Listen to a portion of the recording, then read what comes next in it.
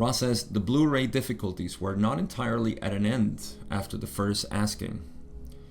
Again, this group experienced blockage rare to the group. That is, the Blu-ray blockage of unclear communication. By this means, the efficacy of the working was reinforced. So what with this Blu-ray blockage difficulty?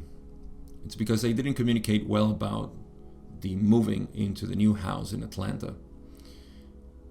If they would have been a little bit more honest and talked about it, maybe she would not have had the difficulties that she was experiencing.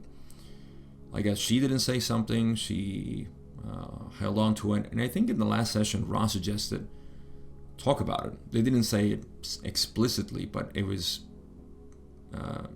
implicit in what they were saying. Talk about it. It's best that it's discussed by the group, but they didn't, I guess. And in any case, that's the Blu-ray blockage that they were experiencing.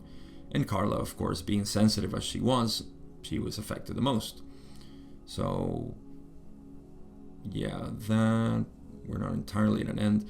And yes, that difficulty of not communicating was not ended in the last time they asked, so they were still experiencing this lack of communication between them. That's why it's so important to communicate yourself. And now that I speak about this, let me leave you with a reflection. See, the reason why we want to be fully honest is not because we want to it's a side effect that other people will appreciate your honesty, and it'll set them aright. That's a good side effect.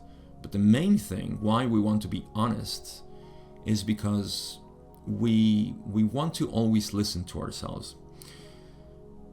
Let me put it this way.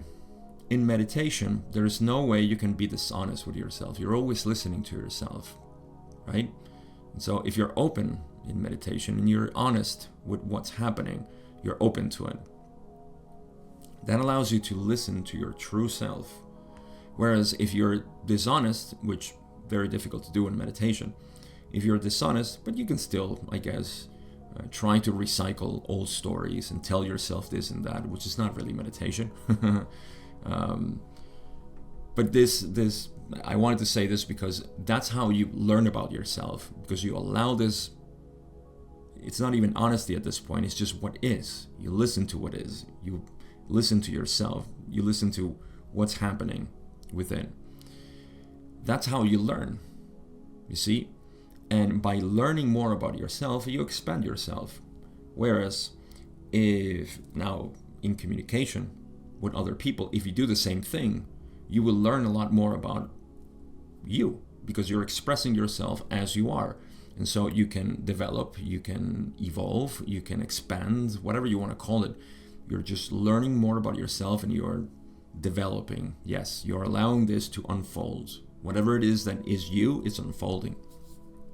That's because of honesty. Striving towards honesty allows this to be more pure, more real, no BS, as we would say.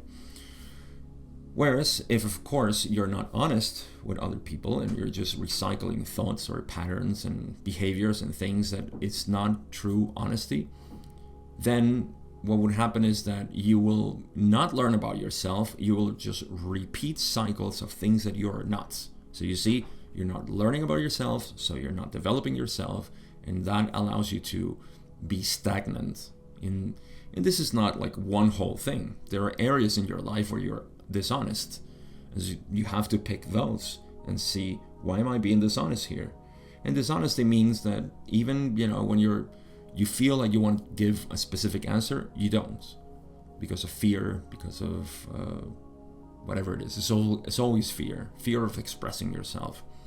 So I'm just going to leave that there because it's a reflection that I recently had, and it's a true understanding of what we're here for. We're here to express ourselves. And the thing is that we are the easiest to be fooled into thinking that we already are very honest. We have to accept all the dishonesty that we have cultivated, unfortunately, over time. But that's why we're here.